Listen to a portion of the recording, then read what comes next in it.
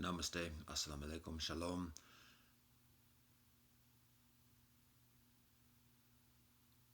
Ni hao, buenos dias. Hesiche, Aquaba, welcome in, what up, though? This is the weekly recorded recitations of Tobati Goka Dao. The date today is 124.7.5 semicolon 72 semicolon 1 full 10. The portion for this week is Vayikra. We are back on schedule after recent travels, so this is the actual portion for this week, temporally, as I read this. That includes, within the Torah, Vayikra 1:1 a 5:26.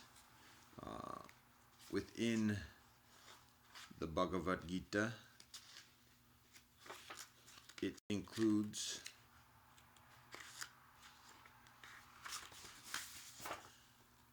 the Atma Samyama Yogehe, numero 6. And within the Digha Nikaya, it is the Mahaparinibbana Sutta, numero 16:4. Within the Gospels, it is Luke chapters 3 a 4. Within the Quran, it is Surah Ash-Shu'ara, which is numero 26. And within the Tao Te Ching, it is chapters 58 a 63.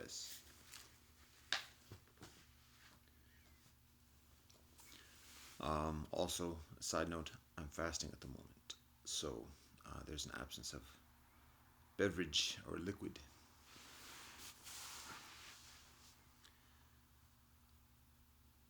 Bismillah ar-Rahman ar-Rahim. Allah wabha. Deus noster qui es in celis, sanctificator nomen tuum. Vayikra Satnam. Dao kud dao fehung dao. Ja. Baruch ata Adonai Eloheinu melech ha'olam asher ketzonu b'mitzvotav v'tzivanu l'sok b'divai Torah. Kiri eleison. Sivumastu savajagateh. Sabe sata bhavantu sukhitata. Fagebia. Ubuntu. Shabonam. Frekako. Akwaba upendo na amani. Womanjeka. Shishe. Kamosunida. Domo arigato. Pilama yelo wakan token. Talk adokashin good. God, we thank you for all that you bless us. Government that God. At the Jamiyata Fanami. Aho. Om Shanti Shanti Shanti. Amen.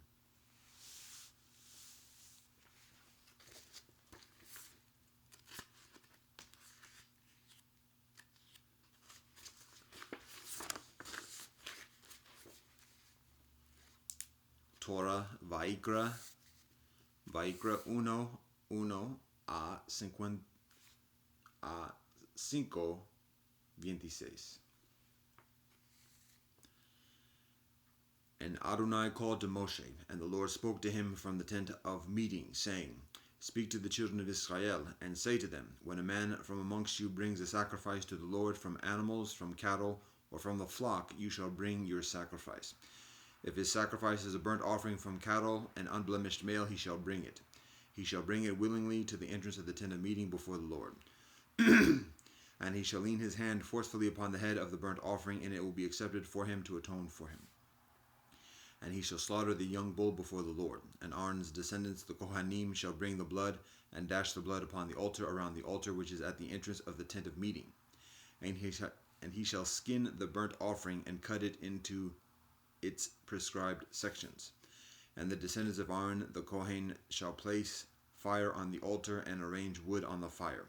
And Aaron's descendants, the Kohanim, shall then arrange the portions, the head and the fat, on top of the wood which is on the fire that is on the altar. And its innards and its legs he shall wash with water. Then the Kohen shall cause to go up in smoke all of the animal on the altar as a burnt offering, a fire offering, with a pleasing fragrance to the Lord.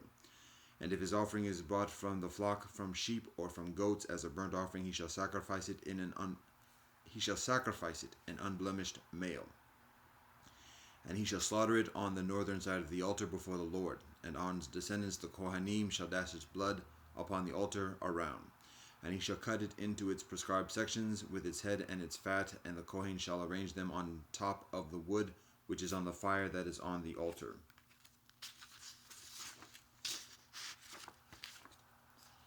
And the innards and the legs he shall wash with water. Then the Kohen shall offer up all of the animal, and cause it to go up in smoke on the altar. It is a burnt offering, a fire offering with a pleasing fragrance to the Lord. And if his sacrifice to the Lord is a burnt offering from birds, he shall bring it from turtle doves or from young doves. And the Kohen shall bring it near to the altar, and nip off its head, and cause it to go up in smoke on the altar. And the bird's blood shall be pressed out upon the wall of the altar. And he shall remove its crop along with its entrails, and cast it next to the altar on the east side to the place of the ashes.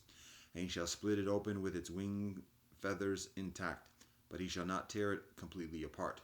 The Kohen shall then cause it to go up in smoke on the altar, on top of the wood which is on the fire. It is a burnt offering, a fire offering with a pleasing fragrance to the Lord. And if a person brings a meal offering to the Lord, his offering shall be of fine flour. He shall pour oil over it and place frankincense upon it. And he shall bring it to Aaron's descendants, the Kohanim, and from there he, the Kohen, shall scoop out of his fistful of its fine flour and its oil, in addition to all its frankincense. Then the Kohen shall cause its reminder to go up in smoke on the altar. It is a pleasing offering with a pleasing fragrance to the Lord. And what remains of the meal offering shall belong to Aaron and to his descendants. It is holy of holies from the fire offerings of the Lord.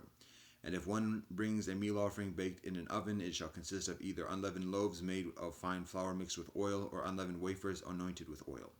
And if a meal offering on a pan is your sacrifice, it shall be made of fine flour mixed with oil. It shall be unleavened. Break it into portions, and you shall then pour oil over it. It is a meal offering.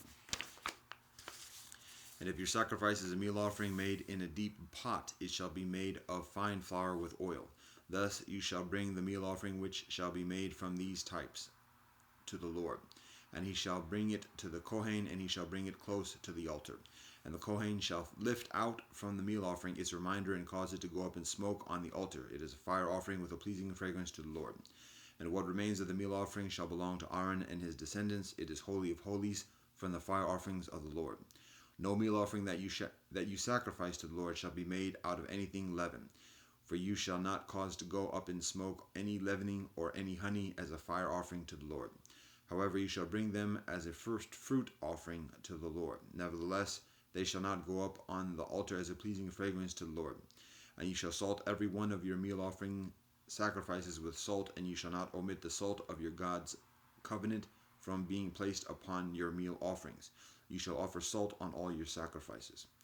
When you bring a meal offering of the first grain to the Lord, you shall bring your first grain meal offering from barley as soon as it ripens, parched over the fire, kernels full in their husks, ground into coarse meal. And you shall put oil on it, and place frankincense upon it. It is a meal offering. Then the Kohen shall cause its reminder to go up in smoke, taken from its coarse meal and from its oil, with all its frankincense. It is a fire offering to the Lord. If his sacrifice is a peace offering, if he brings it from cattle, whether male or female, unblemished, he shall bring it before the Lord. And he shall lean his hand forcefully upon the head of his sacrifice, and slaughter it at the entrance of the tent of meeting. And Aaron's descendants, the Kohanim, shall dash the blood upon the altar around.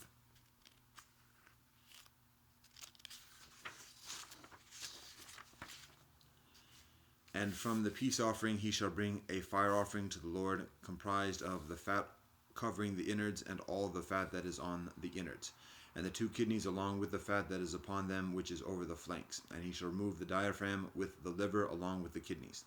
And Aaron's descendants shall cause it to go up in smoke on the altar, apart from the burnt offering which is on top of the wood that is on the fire.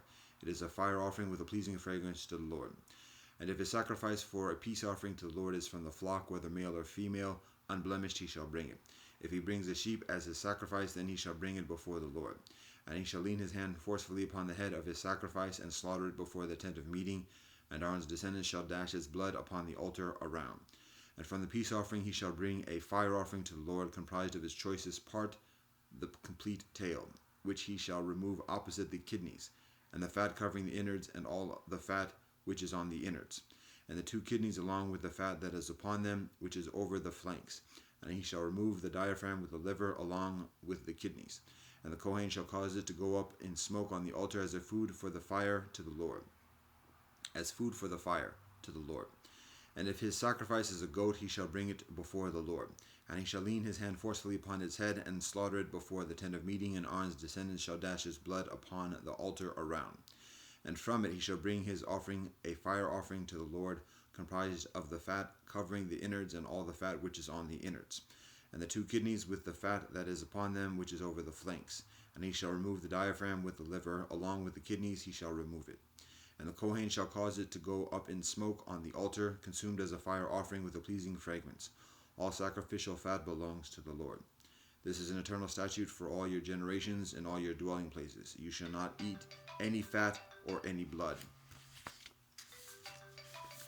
And the Lord spoke to Moshe, saying, Speak to the children of Israel, saying, If a person sins unintentionally by committing one of all the commandments of the Lord which may not be committed, and he commits part of one of them, if the anointed Kohen sins, bringing guilt to the people, then he shall bring for his sin which he has committed an unblemished young bull as a sin offering to the Lord.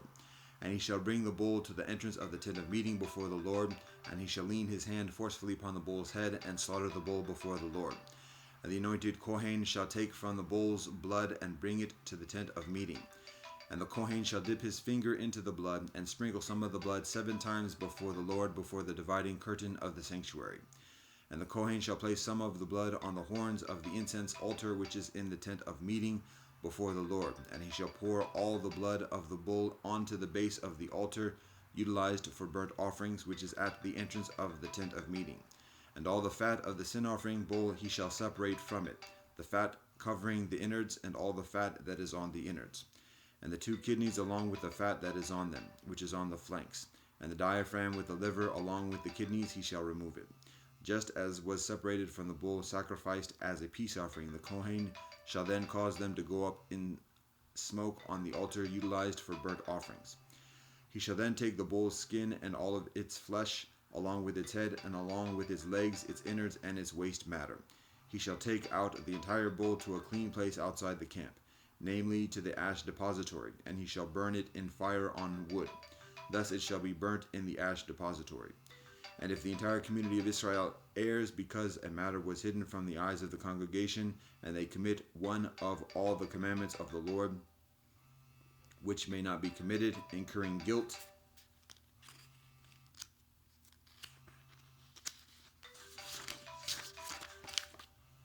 when the sin which they have committed becomes known, the congregation shall bring a young bull as a sin offering. They shall bring it before the tent of meeting.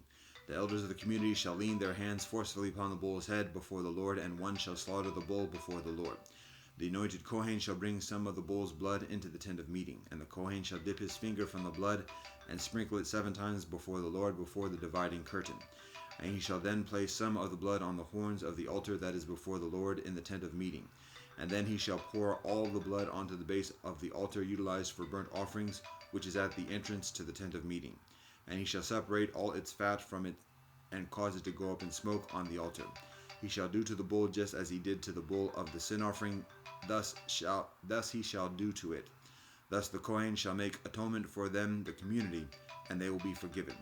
And he shall take the bull outside the camp and burn it just as he burned the first bull. It is a sin offering for the congregation. If a leader of Israel sins and unintentionally commits one of all the commandments of the Lord which may not be committed, incurring guilt, if a sin that he has committed is made known to him, then he shall bring his offering, an unblemished male goat. And he shall lean his hand forcefully upon the goat's head, and slaughter it in the place where he slaughters burnt offerings before the Lord. It is a sin offering. And the Kohen shall take some of the blood of the sin offering with his finger, and place it on the horns of the altar utilized for burnt offerings. And then he shall pour its blood onto the base of the altar utilized for burnt offerings. And he shall cause all its fat to go up in smoke on the altar, just like the fat of the peace offering. Thus the Kohen shall make atonement for his sin, and he will be forgiven. If one person of the people of the land commits a sin unintentionally by his committing one of the commandments of the Lord which may not be committed, incurring guilt. If his sin that he committed is made known to him, he shall bring his sacrifice, an unblemished female goat, for his sin that he committed. And he shall lean his hand forcefully on the head of the sin offering, and he shall slaughter the sin offering in the place of the burnt offering. And the Kohen shall take some of its blood with his finger and place it on the horns of the altar utilized for burnt offerings. And then he shall pour all of its remaining blood at the base of the altar. And he shall remove all of its fat, just as the fat was removed from the peace offering. The Kohen shall then cause it to go up in smoke on the altar as a pleasing fragrance to the Lord. Thus the Kohen shall make atonement for him, and he will be forgiven. If he brings a sheep for his sin offering, he shall bring an unblemished female. He shall lean his hand forcefully upon the head of the sin offering and slaughter it as a sin offering in the place where he slaughters the burnt offering. And the Kohen shall take some of the blood of the sin offering with his finger and place it on the horns of the altar utilized for burnt offerings.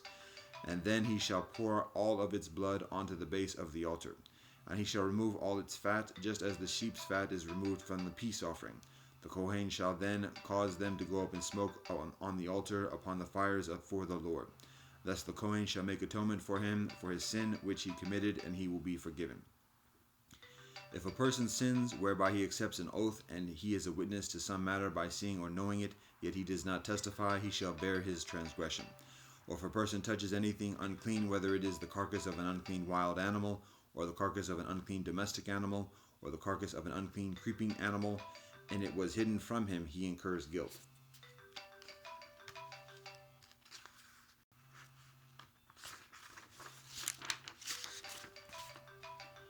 Or if he touches the uncleanness of a human with any uncleanness through which he may become defiled and is hidden from him, and later he knows, he has incurred guilt. Or if a person swears expressing with his lips to do harm or to do benevolence, whatever a man may express in an oath, and it is hidden from him, and later he knows, he is guilty in any one of these cases. And it shall be when someone incurs guilt in any one of these cases that he shall confess the sin which he had committed.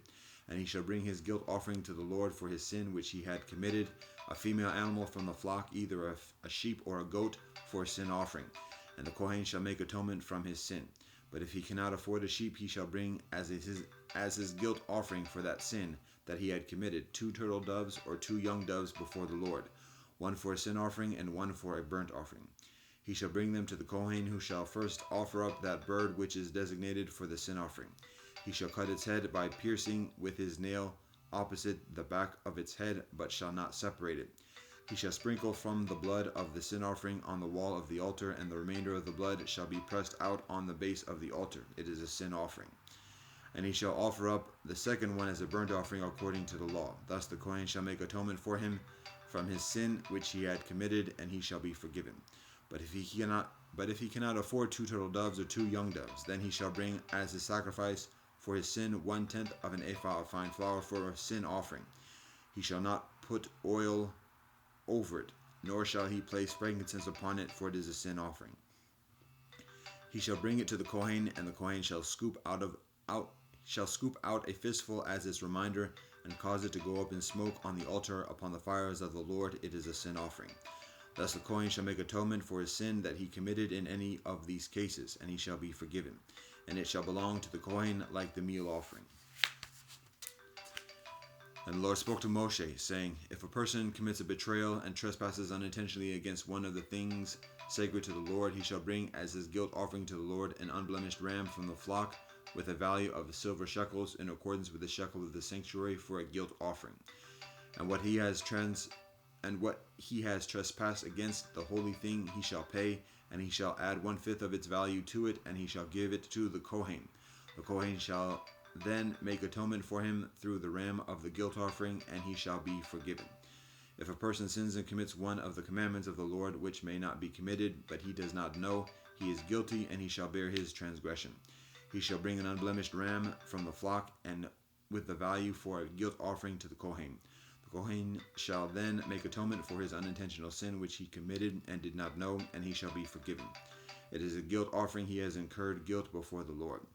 And the Lord spoke to Moshe, saying, If a person sins betraying the Lord by falsely denying to his fellow concerning a deposit, or money given in hand, or an object taken by robbery, or he withheld funds from his fellow, or he found a lost article and he denied it and swore falsely regarding any one of all these cases whereby a man may sin. And it shall be when he has sinned and is guilty that he shall return the article which he had robbed, or the funds which he had withheld, or the item which had been deposited with him, or the article which he had found, or anything else regarding which he had sworn falsely. He shall pay it with its principal, adding its fifths to it. He shall give it to its rightful owner on the day he repents for his guilt. He shall then bring his guilt offering to the Lord, an unblemished ram from the flock with the same value for a guilt offering to the Kohen. And the Kohen shall make atonement for him before the Lord, and he shall be forgiven for any one of all cases whereby one may commit a sin, incurring guilt through it.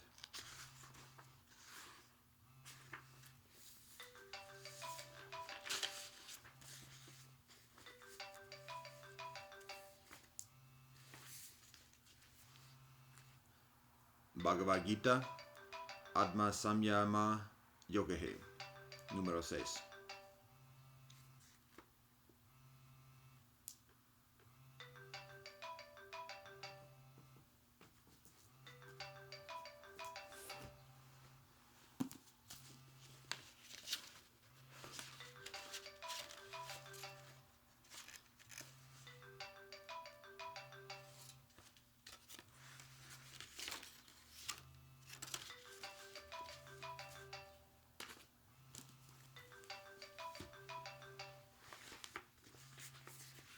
Sri Krishna said, "He who does the work he ought to do and does not seek its fruit, he is a sannyasi and he is a yogi, not he who does no work and maintains no sacred fire.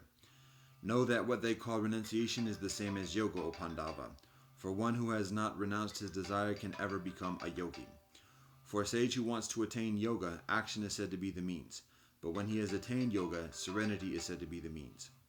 When a man has no attachment to the objects of the senses or to works, and when he has wholly renounced his will, he is said to have attained yoga. Let a man be lifted up by his own self. Let him not lower himself, for he himself is his friend, and he himself is his enemy. To him who has conquered himself by himself, his own self is a friend. But to him who has not conquered himself, his own self is hostile, like an external enemy. He who has conquered himself and is serene in mind is constantly absorbed in the Supreme Self, alike in heat and cold, pleasure and pain, and honor and dishonor.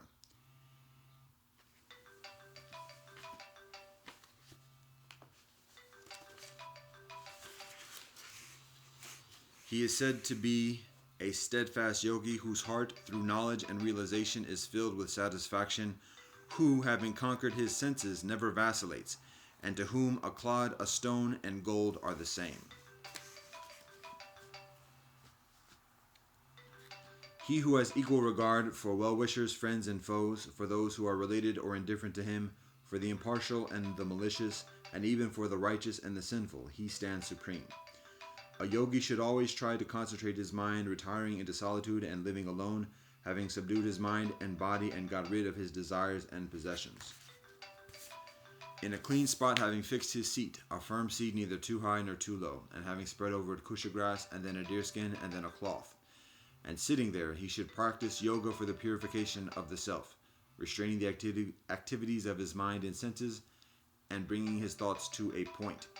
He should sit firm, holding his body, neck, and head erect and still, and gaze steadily at the tip of his nose without looking around.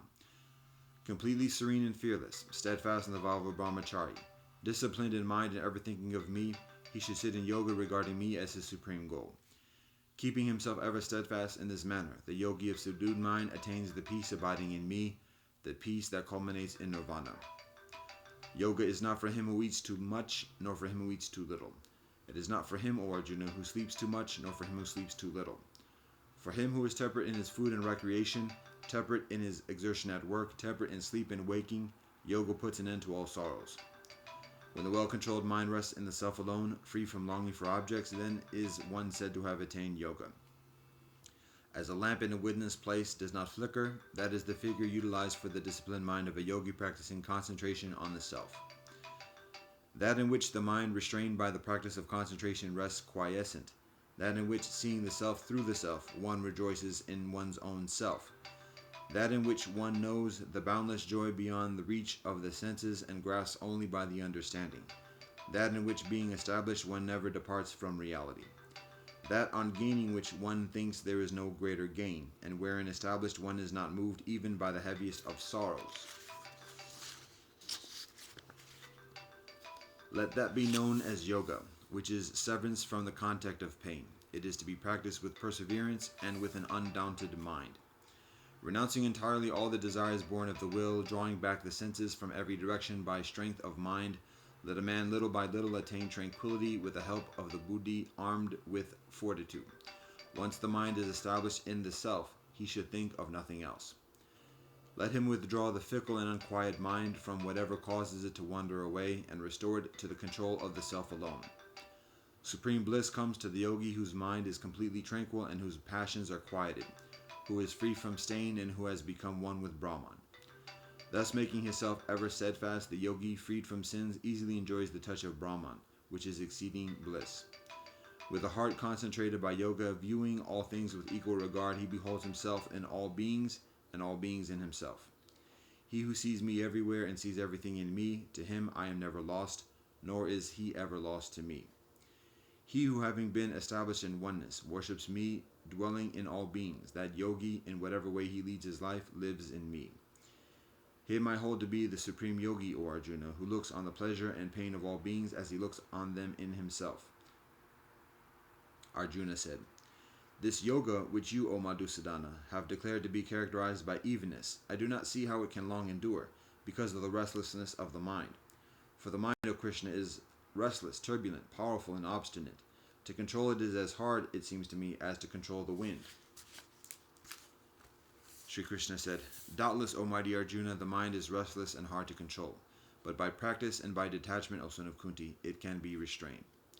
Yoga is hard to attain, I think, by a man who cannot control himself, but it can be attained by him who has controlled himself and who strives by right means. Arjuna said, A man who is endowed with faith but not with steadfastness, and whose mind has wandered away from yoga, what end does he gain, O Krishna, having failed to obtain perfection in yoga? Fallen from both, unsupported and bewildered in the way leading to Brahman, does he not, O mighty Krishna, perish like a riven cloud? You should completely dispel, O Krishna, this doubt of mine, for no one but you can destroy such a doubt. Sri Krishna said, O Partha, there is no destruction for him either in this world or the next. No evil, my son, befalls a man who does benevolence. The man who has fallen away from yoga goes to the worlds of the righteous. Having lived there for unnumbered years, he is reborn in the home of the pure and the prosperous, or he is born in a family of yogis rich in wisdom. Verily, such a birth is hard to gain in this world.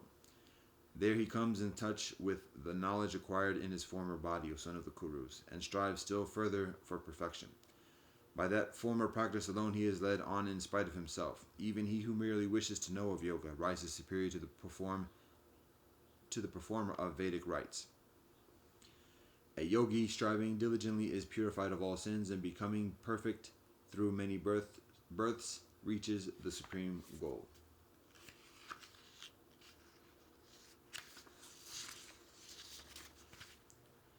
The yogi is greater than men of austerities, greater than men of knowledge, greater than men of action.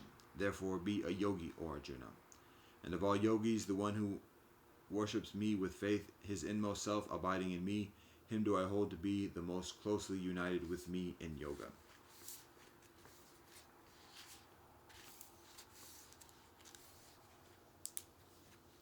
The Digha Nikaya, the Mahaparinibbana Sutta, número 16, 4.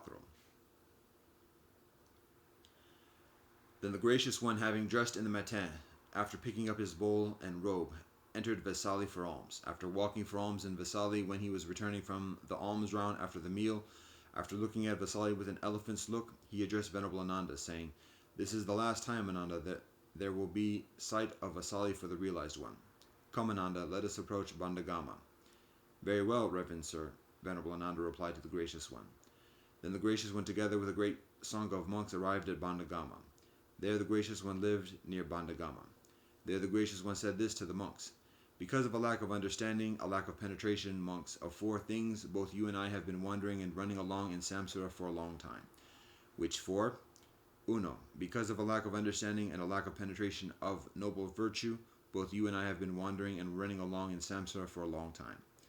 Dos, because of a lack of understanding and a lack of penetration of noble concentrated development, both you and I have been wandering and running along in samsara for a long time. Tres, because of a lack of understanding and a lack of penetration of noble wisdom, both you and I have been wandering and running along in samsara for a long time. Cuatro, because of a lack of understanding and a lack of penetration of noble freedom, both you and I have been wandering and running along in samsara for a long time. But now this noble virtue has been understood and penetrated. This noble concentrated development has been understood and penetrated. This noble wisdom has been understood and penetrated. This noble freedom has been understood and penetrated.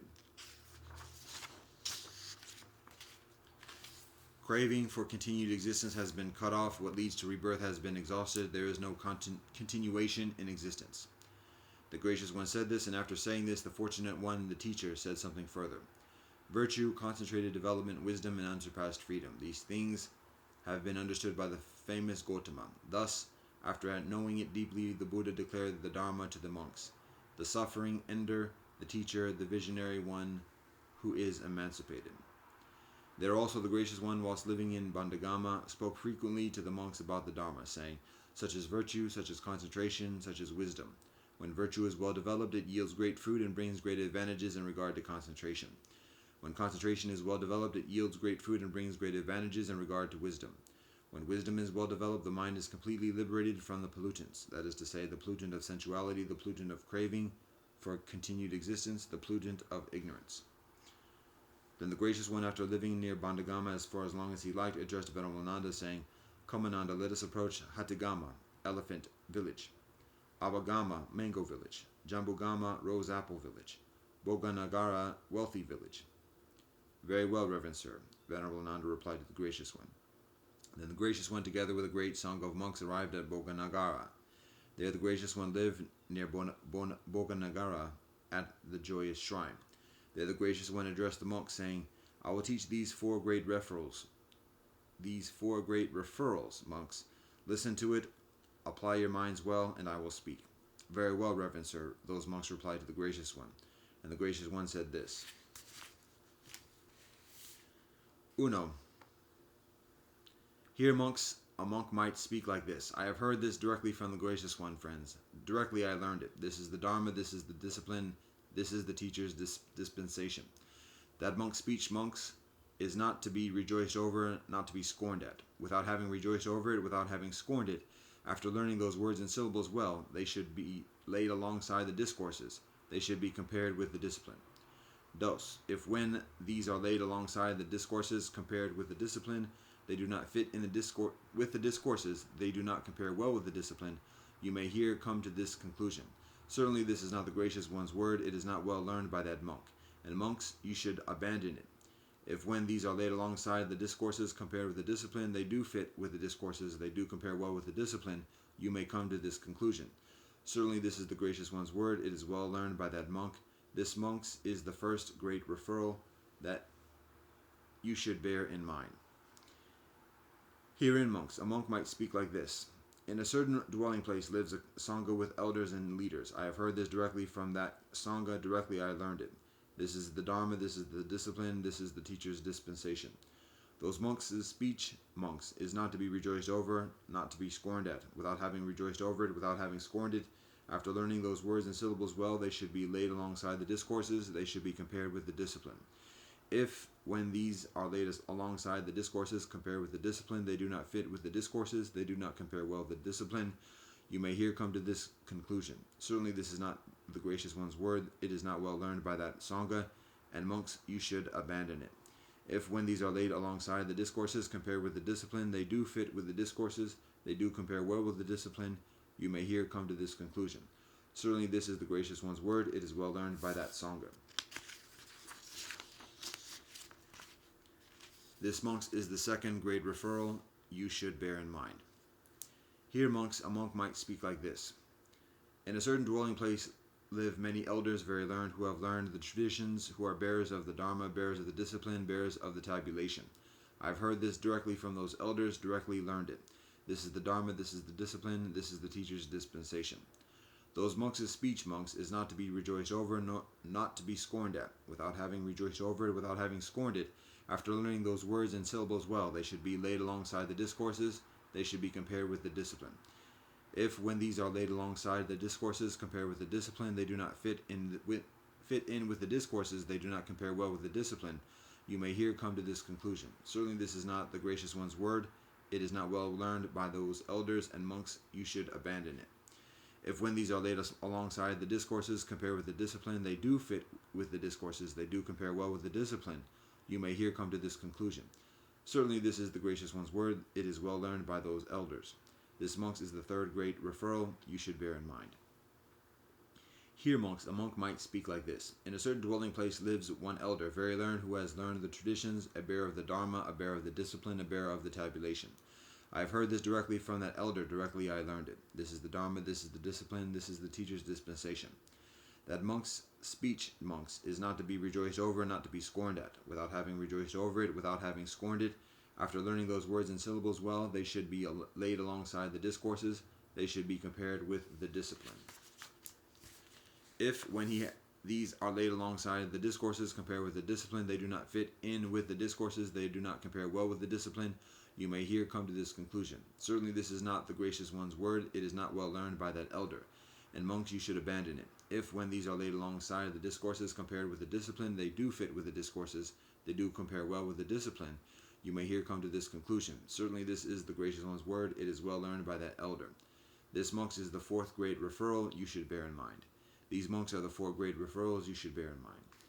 There also the gracious one, whilst living near Boganagara, at the joyful shrine, spoke frequently to the monks about the Dharma, saying, such is virtue, such is concentration, such is wisdom. When virtue is well developed, it yields great fruit and brings great advantages in regard to concentration. When concentration is well developed, it yields great fruit and brings great advantages in regard to wisdom. When wisdom is well developed, the mind is completely liberated from the pollutants, that is to say, the pollutant of sensuality, the pollutant of craving for continued existence, the pollutant of ignorance. Then the gracious one, after living near Boganagara for as long as he liked, addressed Venerable Ananda, saying, Come, Ananda, let us approach Pava. Very well, Reverend Sir, Venerable Ananda replied to the gracious one. Then the gracious one, together with a great sangha of monks, arrived at Pava. There the gracious one lived near Pava in Chundas the smith's mangled wood. The gracious one, it seems, has arrived at Pava and is dwelling near Pava in my mangled wood. Kunda the smith heard. The gracious one, it seems, has arrived at Pava and is dwelling near Pava in my manglewood. Then Chunda the smith approached the gracious one, and after approaching and honoring the gracious one, he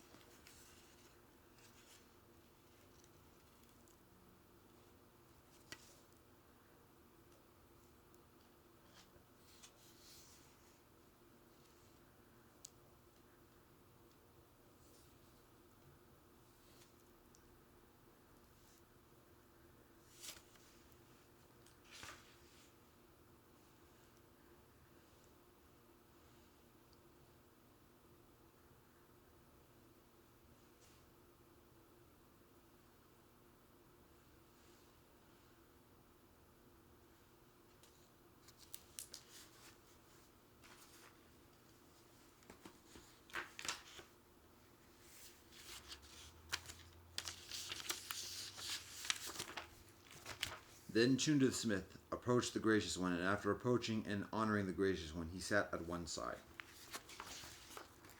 Whilst Chunda the smith was sitting on one side, the gracious one instructed, aroused, enthused, and cheered him with a talk about the Dharma. Then Chunda the smith, having been instructed, roused, enthused, and cheered by the gracious one with a talk about the Dharma, said this to the gracious one. May the gracious one consent, Reverend Sir, to me offering him a meal on the manana, together with the song of monks. The gracious one consented by maintaining silence. Then Chunda the smith, having understood the gracious one's consent, after rising from his seat, honoring and circumambulating the gracious one, went away. Then after the night had passed, Chunda the smith in his own residence, having had excellent foodstuffs made ready, and an abundance of tender pork, had the time announced to the gracious one, saying, "It is time, reverend sir, the meal is ready." Then the gracious one, having dressed in the matin, after picking up his bowl and robe together with the sangha of monks, approached Chunda the smith's residence, and after approaching he sat down on the prepared seat. Having sat down, the gracious one addressed Chunda the smith, saying, "Serve me with the tender pork you have prepared, Chunda, but serve the sangha of monks with the other foodstuffs which have been prepared." "Very well, reverend sir," said Chunda the smith, and after replying to the gracious one, he served the gracious one with the tender pork that had been prepared, but served the sangha of monks with the other foodstuffs which had been prepared.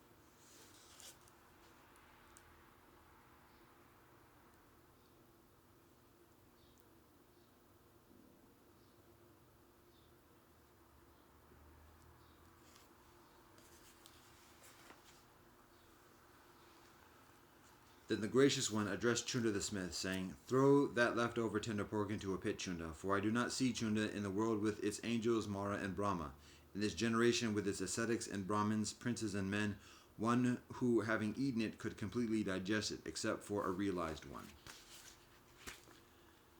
"Very well, reverend sir," said Chunda the smith, and after replying to the gracious one and throwing what was left over of that tender pork into a pit, he approached the gracious one, and after approaching and honoring the gracious one, he sat down on one side. While sitting on one side, Chunda the smith, having been instructed, roused, enthused, and cheered by the gracious one,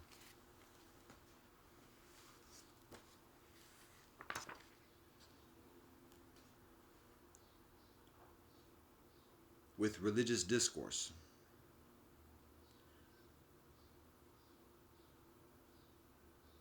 and the exalted one then rose from his seat and departed thence.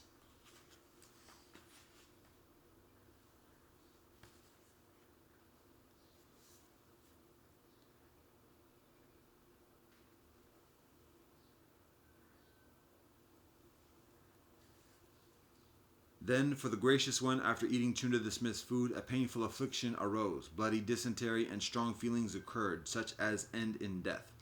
There the gracious one, mindfully, with full awareness, bore those pains without being troubled. Then the gracious one addressed Venerable Ananda, saying, "Come, Ananda, let us approach Kusinara." "Very well, reverend sir," Venerable Ananda replied to the gracious one. "Having eaten Chunda the smith's food, so I have heard, the firm one experienced a strong affliction,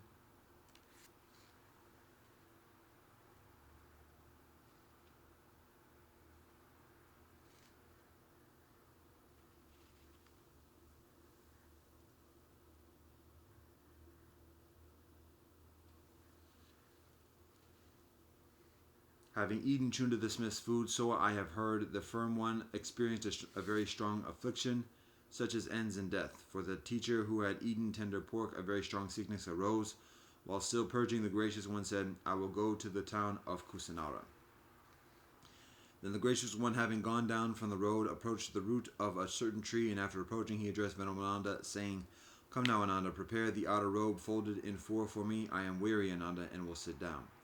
"Very well, reverend sir," said Venerable Ananda, and after replying to the gracious one, he prepared the outer robe, folded in four, and the gracious one sat down on the prepared seat.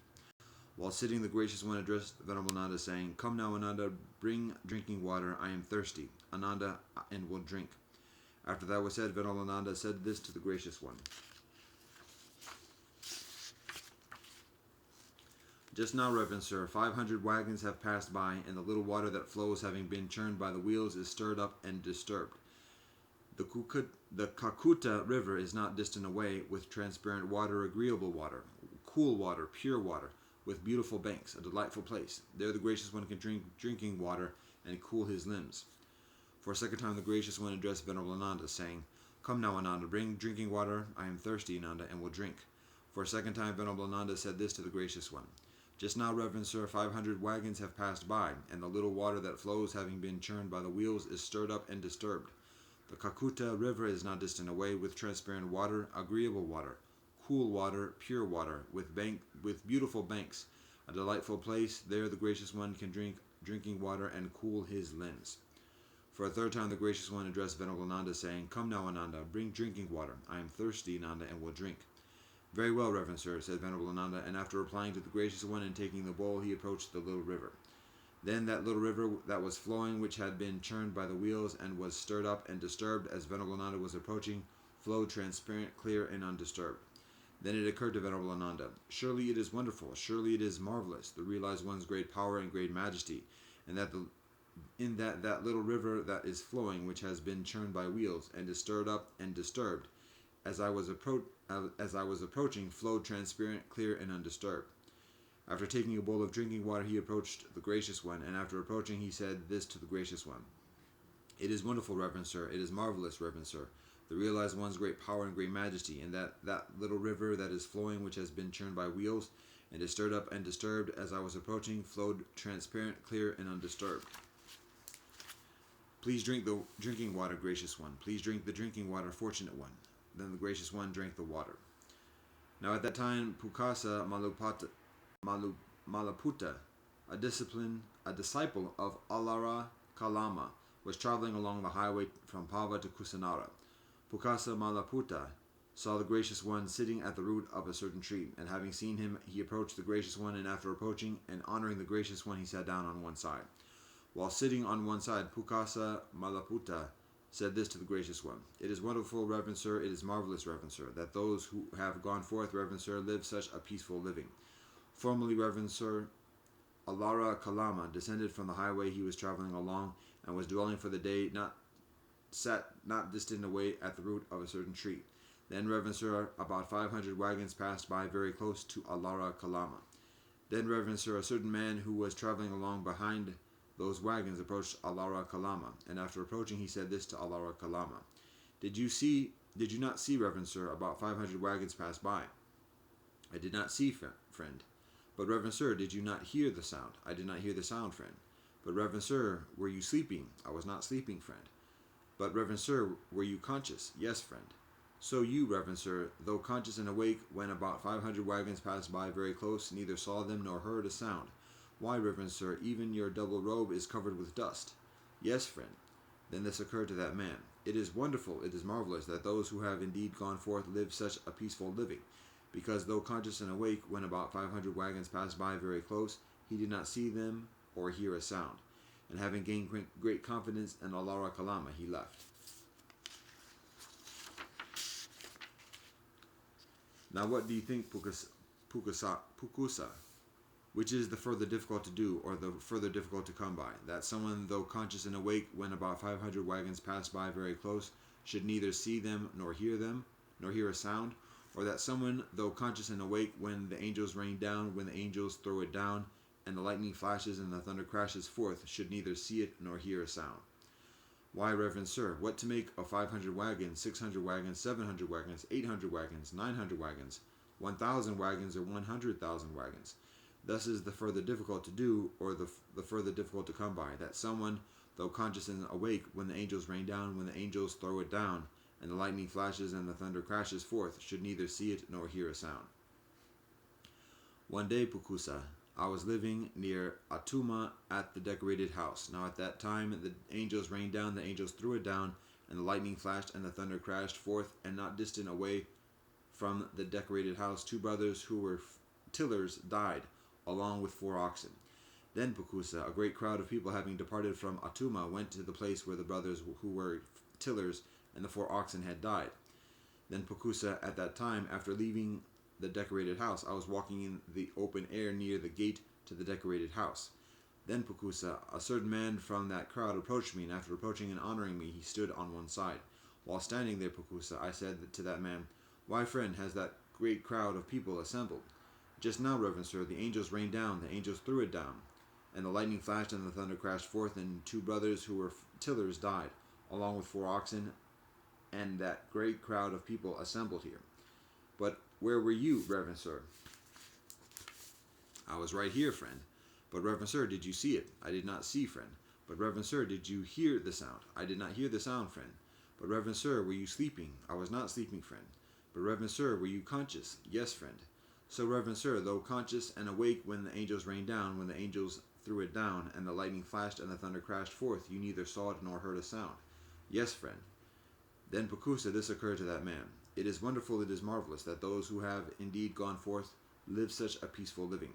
Because though conscious and awake when the angels rained down, when the angels threw it down, and the lightning flashed and the thunder crashed forth, he did not see it or hear a sound. And after gaining great confidence in me, honoring and circumambulating me, he left." After this was said, Pukusa Malaputa said this to the Gracious One: "That faith, reverend sir, I have in Allah Kalama, I clear away as with a great wind. I wash it away as with a fast-flowing river. Excellent, reverend sir, excellent, reverend sir. Just as, reverend sir, one might set up right what has been overturned, or open up what has been closed, or show a path to one who is lost, or bear an oil lamp in the darkness so that one who has eyes can see forms, just so has the Dharma been made clear by the Gracious One, and further than one way. I go to the Gracious One, reverend sir, for refuge, and to the Dharma, and to the Sangha of monks. Please bear it in mind, Gracious One, that I am a lay disciple who has gone for refuge from today forward for as long as I am furnished with life." Then Pukusa Malaputa addressed a certain man, saying, "Come, my man, bring of me a pair of polished gold-colored robes ready to wear." "Very well, reverend sir," said that man, and after replying to Pukusa Malaputa, he brought a pair of polished gold-colored robes ready to wear. Then Pukusa Malaputa offered that pair of polished gold-colored robes ready to wear to the Gracious One, saying, "Please accept, reverend sir, this pair of polished gold-colored robes ready to wear out of compassion for me, Gracious One." Then Pukusa clothed me with one and Ananda with the other. "Very well, reverend sir," said Pukusa Malaputa, and after replying to the Gracious One, clothed the Gracious One with one and Ananda with the other. Then the Gracious One instructed Pukusa Malaputa, roused, enthused, and cheered him with a talk about the Dharma. Then Pukusa Malaputa, having been instructed, roused, enthused, and cheered by the Gracious One with a talk about the Dharma, after rising from his seat, honoring and circumambulating the Gracious One, departed. Then Venerable Ananda, not long after Pukusa Malaputa had departed, offered that pair of polished gold-colored robes ready to wear to the Gracious One, and when placed on the Gracious One's body, they appeared to have lost their gleam. Then Venerable Ananda said this to the Gracious One: "It is wonderful, reverend sir, it is marvelous, reverend sir, how pure and clean is the realized one's skin color, reverend sir. This pair of polished gold-colored robes ready to wear, reverend sir, when placed on the Gracious One's body, have lost their gleam. Just so, Ananda, on 2 occasions, Ananda, the realized one's skin color becomes exceedingly pure and clean. On which 2 occasions?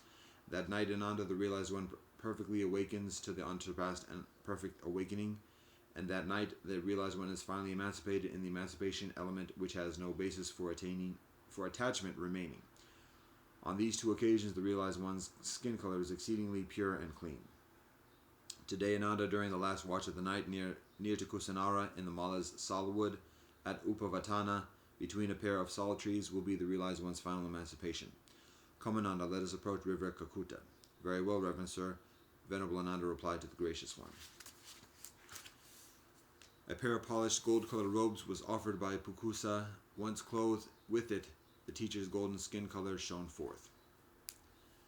Then the Gracious One with a great sangha of monks went to the river Kakuta, and after going and entering into the river Kakuta, bathing and drinking and coming back out, he approached the mango wood, and after approaching he addressed Venerable Chundaka, saying, "Come now, Chundaka, prepare the outer robe folded in 4 for me. I am weary, Chundaka, and will lie down."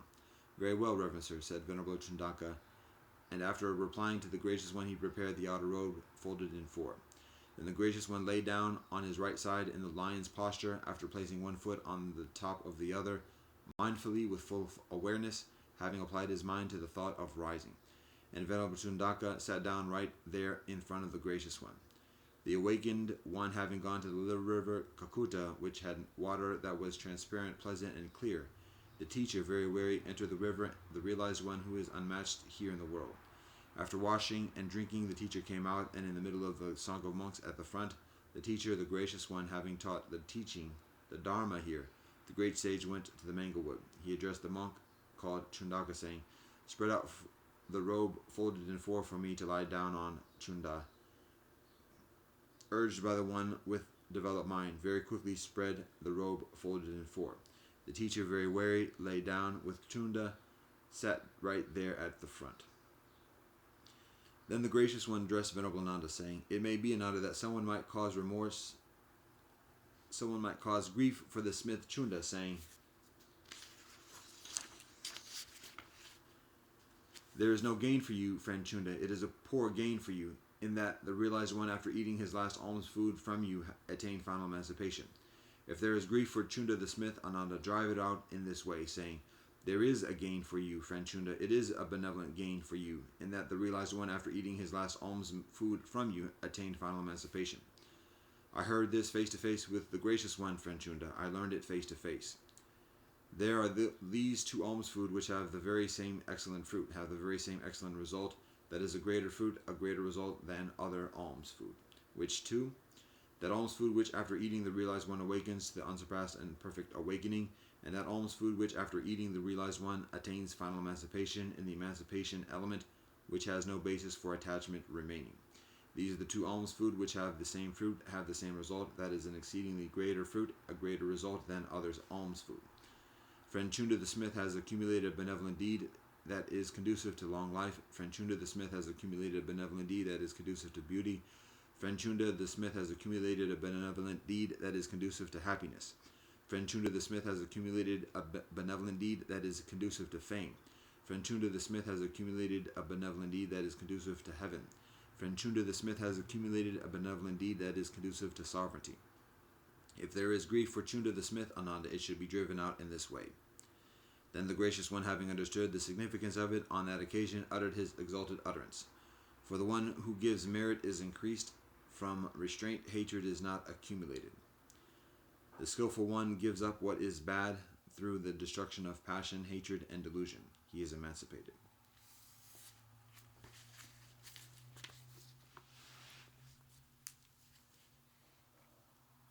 Gospels, Luke 3:4.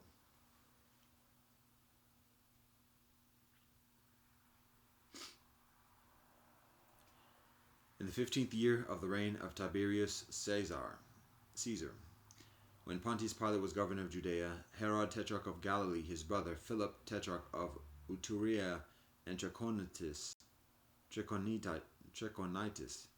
and Lysanias tetrarch of Abilene.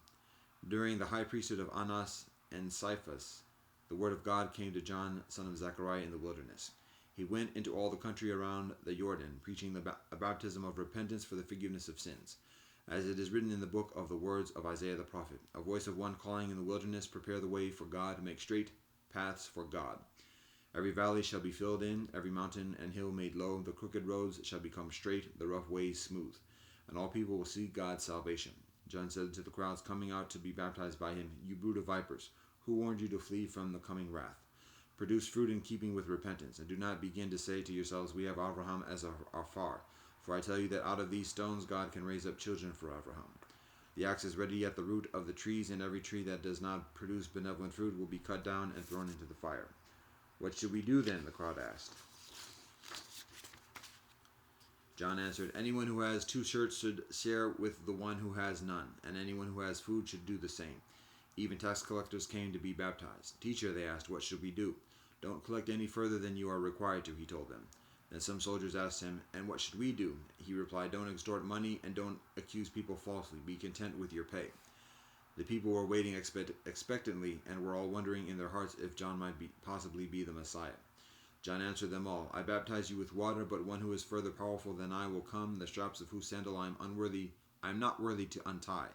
He will baptize you with the Holy Spirit and fire. His winnowing fork is in his hand to clear his threshing floor and to gather the wheat into his barn, but he will burn up the chaff with unquenchable fire." And with many other words John exhorted the people and proclaimed the benevolent news to them. But when John rebuked Herod the tetrarch because of his marriage to Herodias, his brother's wife, and all the other evil things he had done, Herod added this to them all. He locked John up in prison. When all the people were being baptized, Jesus was baptized too. And as he was praying, heaven was opened, and the Holy Spirit descended on him in bodily form like a dove. And a voice came from heaven, "You are my Son, whom I love. With you I am well pleased."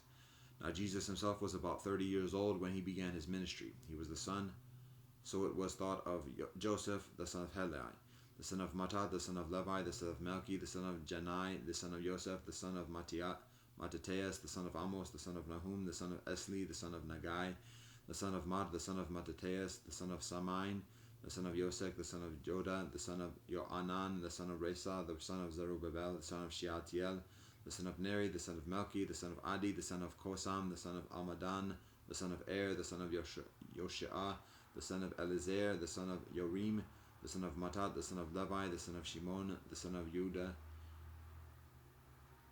the son of Yosef, the son of Yonam, the son of Eliakim, the son of Meleah, the son of Mana, the son of Matata, the son of Natan, the son of David, the son of Yesi, the son of Obed, the son of Boaz, the son of Salmon, the son of Nashon, the son of Aminadab, the son of Ram, the son of Hezron, the son of Peretz, the son of Yehuda, the son of Yaakov, the son of Yitzchak, the son of Abraham, the son of Terah, the son of Nahor, the son of Sarug, the son of Reu, the son of Peleg, the son of Eber, the son of Shelah, the son of Canaan, the son of Arphaxad, the son of Shem, the son of Noach, the son of Lemech, the son of Methuselah, the son of Enoch, the son of Yared, the son of Mahalalel, the son of Canaan, the son of Enosh, the son of Seth, the son of Adam, the son of God. Jesus, full of the Holy Spirit, left the Jordan and was led by the Spirit into the wilderness, where for 40 days he was tempted by the devil. He ate nothing during those days, and at the end of them he was hungry. The devil said to him, "If you are the Son of God, tell this stone to become bread." Jesus answered, "It is written, man shall not live on bread alone." The devil led him up to a high place and showed him in an instant all the kingdoms of the world. And he said to him, "I will give you all their authority and splendor. It has been given to me, and I can give it to anyone I want to. If you worship me it will all be yours." Jesus answered, "It is written, worship the Lord your God and serve God only." The devil led him to Jerusalem and had him stand on the highest point of the temple. "If you are the Son of God," he said, "throw yourself down from here. For it is written, God will command God's angels concerning you to guard you carefully. They will lift you up in their hands so that you will not strike your foot against a stone." Jesus answered, "It is said, do not put the Lord your God to the test." When the devil had finished all this tempting, he left him until an opportune time. Jesus returned to Galilee in the power of the Spirit, and news about him spread through the whole countryside. He was teaching in their synagogues, and everyone honored him. He went to Nazareth, where he had been brought up, and on Shabbat he went into the synagogue, as was his custom. He stood up to read, and the scroll of the prophet Isaiah was handed to him. Unrolling it, he found the place where it is written, "The Spirit of God is on me, because God has anointed me to proclaim benevolent news to the poor. God has sent me to proclaim freedom for the prisoners, and recovery of sight for the blind, to set the oppressed free, to proclaim the year of God's favor." Then he rolled up the scroll, gave it back to the attendant, and sat down. The eyes of everyone in the synagogue were fastened on him. He began by saying to them, "Today the scripture is fulfilled in your hearing." All spoke well of him and were amazed at the gracious words that came from his lips. "Isn't this Joseph's son?" they asked. Jesus said to them, "Surely you will quote this proverb to me, 'Physician, heal yourself.' And you will tell me, 'Do here in your hometown what we have heard that you did in Capernaum.' Truly I tell you," he continued, "no prophet is accepted in his hometown. I assure you that there were many widows in Israel in Eliyahu's time, when the sky was shut for 3.5 years, and there was a severe famine throughout the land. Yet Eliyahu was not sent to any of them, but to a widow in Zarephath, in the region of Sidon. And there were many in Israel with leprosy in the time of Elisha the prophet. Yet not one of them was cleansed, only Naaman the Syrian." All the people in the synagogue were furious when they heard this. They got up, drove him out of the town, and took him to the brow of the hill on which the town was built, in order to throw him off the cliff. But he walked right through the crowd and went on his way. Then he went down to Capernaum, a town in Galilee, and on Shabbat he taught the people. They were amazed at his teaching, because his words had authority. In the synagogue there was a man possessed by a demon and impure spirit. He cried out at the top of his voice, "Go away! What do you want with us, Jesus of Nazareth? Have you come to destroy us? I know who you are, the Holy One of God." "Be quiet," Jesus said sternly. "Come out of him." Then the demon threw the man down before them all and came out without injuring him. All the people were amazed and said to each other, "What words these are? With authority and power he gives orders to impure spirits, and they come out." And the news about him spread throughout the surrounding area. Jesus left the synagogue and went to the home of Simon. Now Simon's mother-in-law was suffering from a high fever, and they asked Jesus to help her. So he bent over and rebuked the fever, and it left her. She got up at once and began to wait on them. So they said the people brought to Jesus all who had various kinds of sickness, and laying his hands on each one, he healed them. Further, demons came out of many people, shouting, "You are the Son of God." But he rebuked them and would not allow them to speak, because they knew he was the Messiah. At daybreak, Jesus went out to a solitary place. The people were looking for him, and when they came to where he was, they tried to keep him from leaving them. But he said, "I must proclaim the benevolent news of the sovereignty of God to the other towns also, because I was sent for this purpose." And he was preaching in the synagogues of Judea.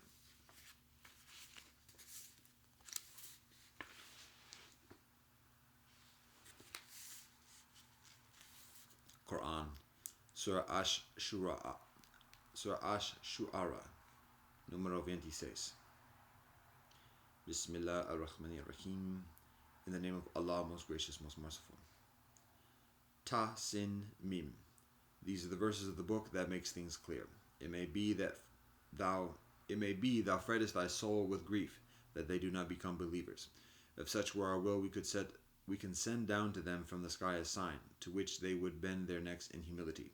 But there comes not to them a newly revealed message from Allah most gracious, but they turn away therefrom. They have indeed rejected the message, so they will know soon enough the truth of what they mocked at. Do they not look at the earth, how many noble things are of all kinds we have produced therein?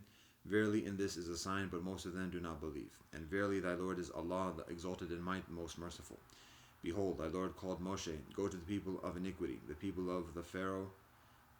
Will they not fear Allah?" He said, "O my Lord, I do fear that they will charge me with falsehood. My breast will be straitened, and my speech may not go smoothly, so send on to Aaron. And further, they have a charge of crime against me, and I fear they may slay me." Allah said, "By no means. Proceed then, both of you, with our signs. We are with you, and will listen to your call. So go forth, both of you, to Pharaoh, and say, We have been sent by the Lord and cherisher of the world. Send thou with us the children of Israel."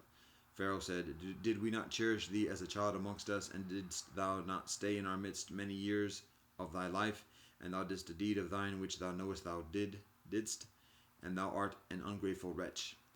Moshe said, "I did it then when I was in error, so I fled from you all when I feared you, but my Lord has since invested me with judgment and wisdom, and appointed me as one of the apostles. And this is the favor with which thou dost reproach me, that thou hast enslaved the children of Israel." Pharaoh said, "And what is the Lord and cherisher of the worlds?" Moshe said, "The Lord and cherisher of the heavens and the earth, and all between, if you want to be quite sure." Pharaoh said to those around, "Did ye not listen to what he says?" Moshe said, "Your Lord and the Lord of your fathers from the beginning." Pharaoh said, "Truly your apostle who has been sent to you is a veritable madman." Moshe said, "Lord of the east and the west and all between, if ye only had sense." Pharaoh said, "If thou dost put forward any deity other than me, I will certainly put thee in prison." Moshe said, "Even if I showed you something clear and convincing."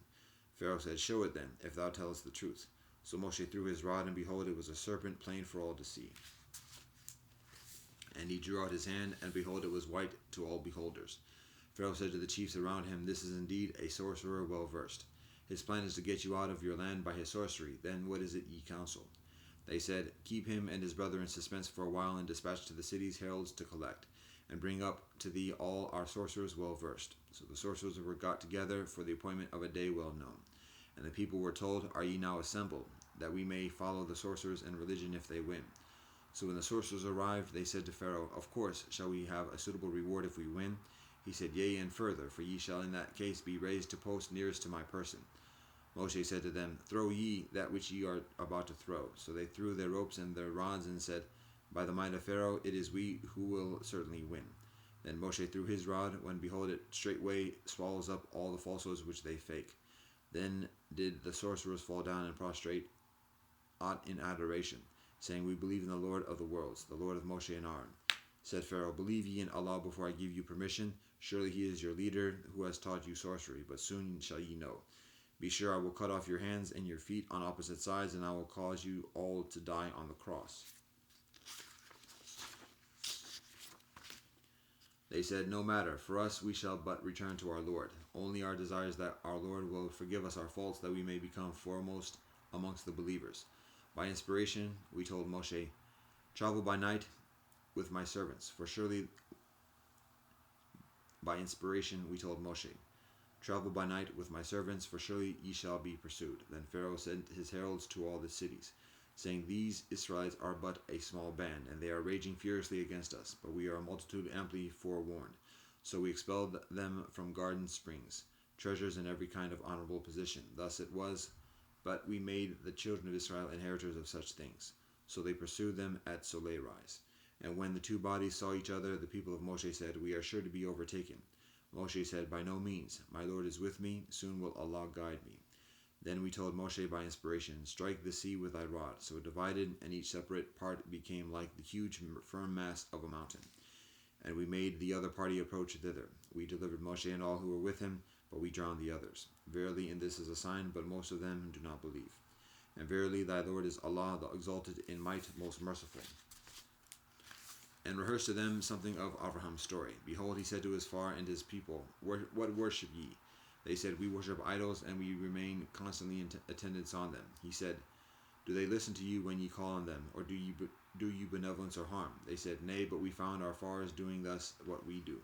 He said, Do ye then see whom ye have been worshipping, ye and your fathers before you? For they are enemies to me, not so the Lord and cherisher of the worlds, who created me, and it is Allah who guides me, who gives me food and drink, and when I am ill, it is Allah who cures me, who will cause me to die, and then to life again, and who I hope will forgive me my faults on the day of judgment. O my Lord, bestow wisdom on me, and join me with the righteous. Grant me honorable mention on the tongue of the truth amongst the latest generations. Make me one of the inheritors of the garden of bliss. Forgive my father, for that he is amongst those astray, and let me not be in disgrace on the day when men will be raised up, the day whereon neither wealth nor sons will avail, but only he will prosper that brings to Allah a sound heart. To the righteous the garden will be brought near, and to those straying in evil the fire will be placed in full view.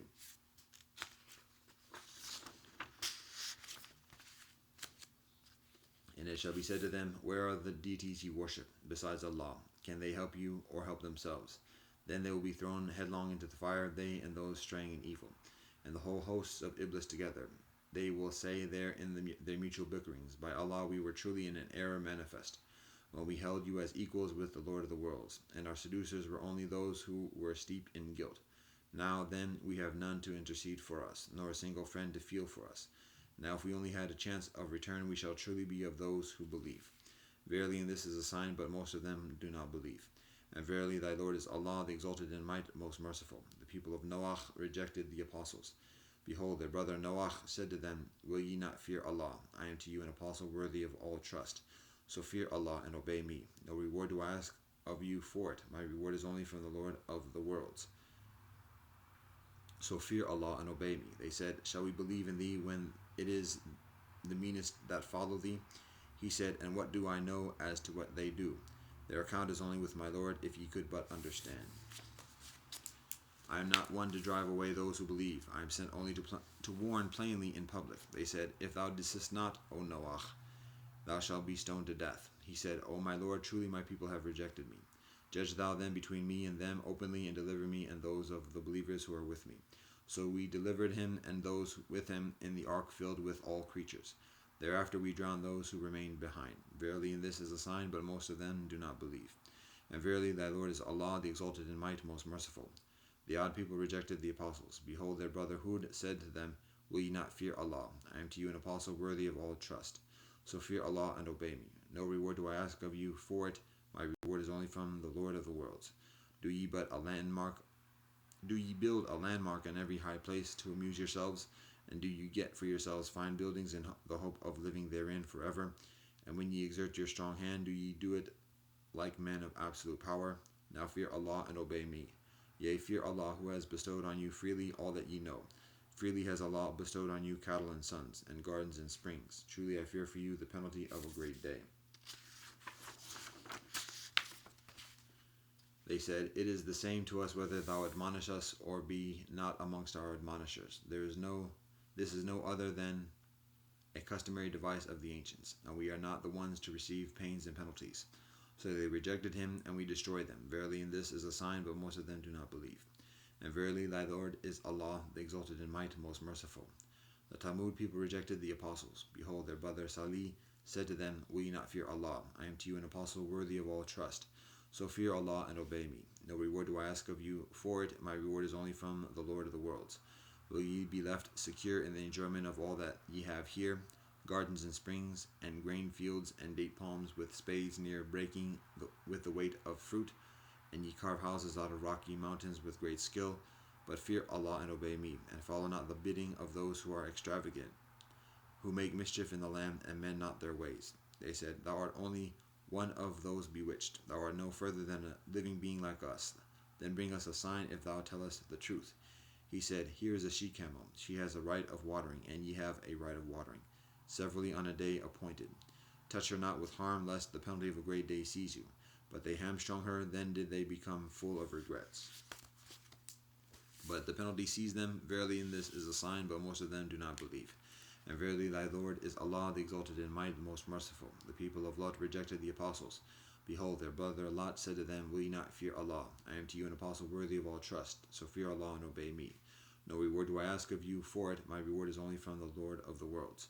Of all the creatures in the world will ye approach males, and leave those whom Allah has created for you to be your mates? Nay, ye are people transgressing all limits. They said, If thou desist not, O Lot, thou wilt assuredly be cast out. He said, I do detest your doings. O my Lord, deliver me and my family from such things as they do. So we delivered him and his family all, except an old woman who lingered behind. But the rest we destroyed utterly. We rained down on them a shower of brimstone, and evil was the shower of those who were admonished, but he did not. Verily this is a sign, but most of them do not believe. And verily thy Lord is Allah, the exalted in might, most merciful. The companions of the wood rejected the apostles. Behold, Shu'aib said to them, Will ye not fear Allah? I am to you an apostle worthy of all trust. So fear Allah and obey me. No reward do I ask of you for it. My reward is only from the Lord of the worlds. Give just measure and cause no loss to others by fraud, and weigh with scales true and upright. And withhold not things justly due to men, nor do evil in the land working mischief. And fear Allah who created you and who created the generations before you. They said, Thou art only one of those bewitched. Thou art no further than a living being like us, and indeed we think thou art a liar. Now cause a portion of the sky to fall on us, if thou art truthful. He said, My Lord knows best what ye do. But they rejected him. Then the punishment of a day of overshadowing gloom seized them, and that was the penalty of a great day. Verily this is a sign, but most of them do not believe. And verily thy Lord is Allah, the exalted in might, most merciful.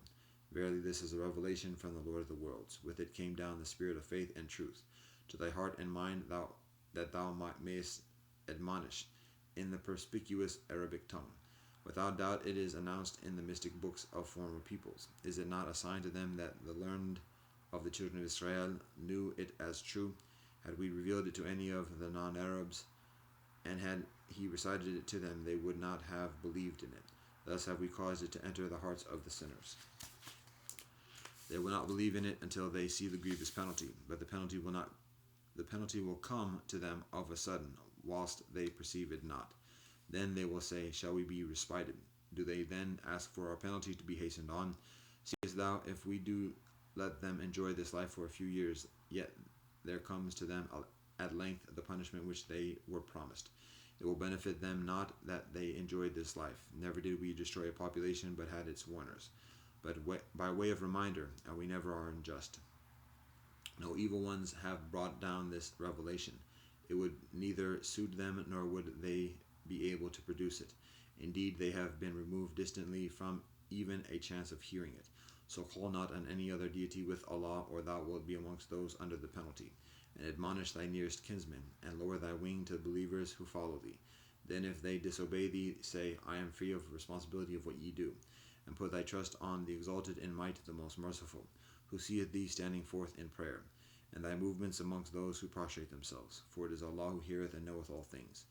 Shall I inform you, O people, on whom it is that the evil ones descend. They descend on every lying, wicked person, into whose ears they pour hearsay, vanities, and most of them are liars. And the poets, it is those straying in evil who follow them. Seest thou not that they wander distracted in every valley, and that they say what they practice not? Except those who believe, work righteousness, engage much in the remembrance of Allah, and defend themselves only after they are unjustly attacked. And soon will the unjust assailants know what vicissitudes their affairs will take.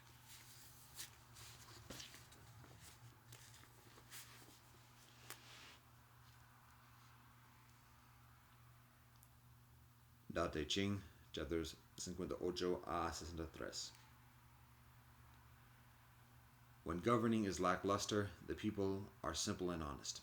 When governing is scrutinizing, the people are shrewd and crafty. Misfortune is what fortune depends upon. Fortune is where misfortune hides beneath. Who knows their ultimate end? They have no determined outcome. Rightness reverts to become strange. Benevolence reverts to become wicked. The confusion of people has lasted many long days. Therefore the sages are righteous without being scathing, incorruptible without being piercing, straightforward without being ruthless, illuminated without being flashy.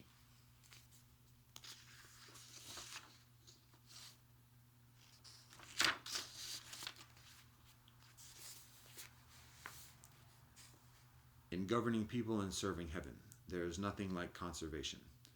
Only with conservation is it called submitting early. Submitting early is called emphasis on accumulating virtues.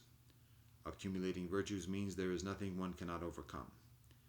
When there is nothing that one cannot overcome, one's limits are unknown. The limitations being unknown, one can possess sovereignty. This is the more principle of power. One can be everlasting.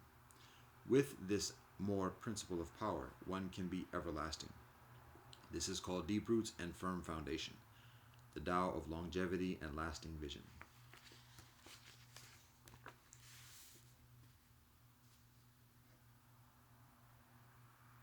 Ruling a large country is like cooking a small fish. Utilizing the Tao to manage the world, its demons have no power. Not only do its demons have no power, its angels do not harm people. Not only do its angels not harm people, the sages also do not harm people. They both do no harm to no another. They both do no harm to one another, so virtue merges and returns.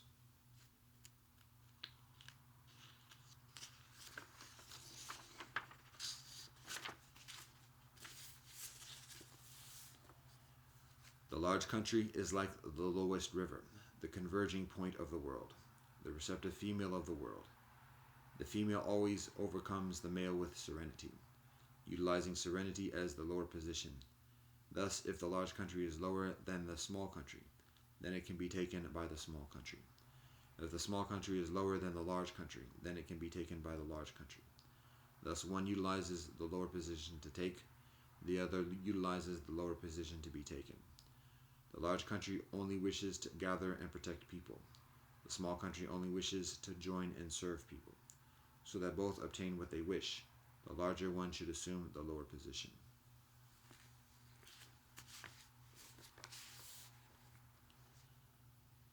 The Tao is the wonder of all things, the treasure of the kind person, the protection of the unkind person.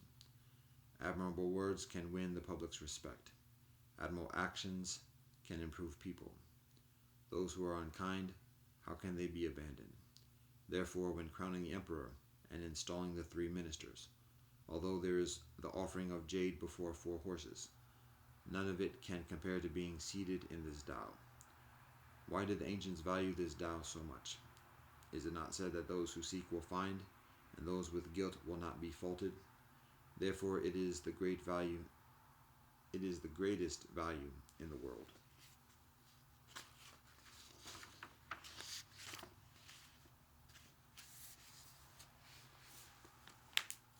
Act without action, manage without meddling, taste without tasting.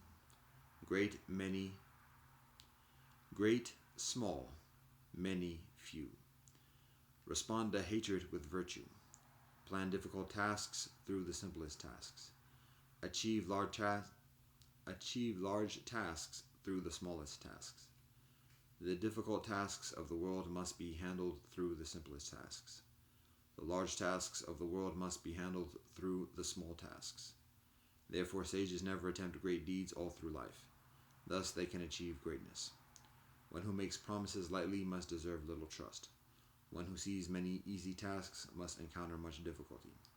Therefore, sages regard things as difficult, so they never encounter difficulties all through life.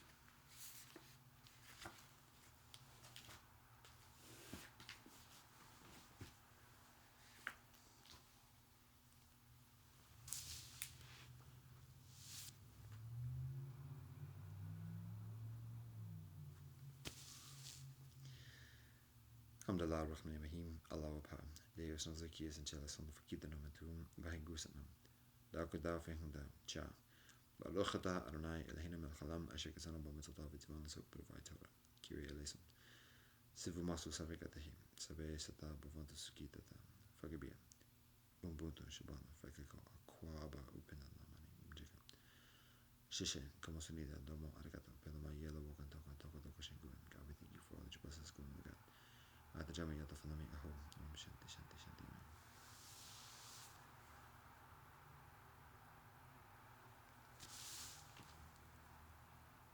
Assalamu alaikum, shalom, adios, zaijen.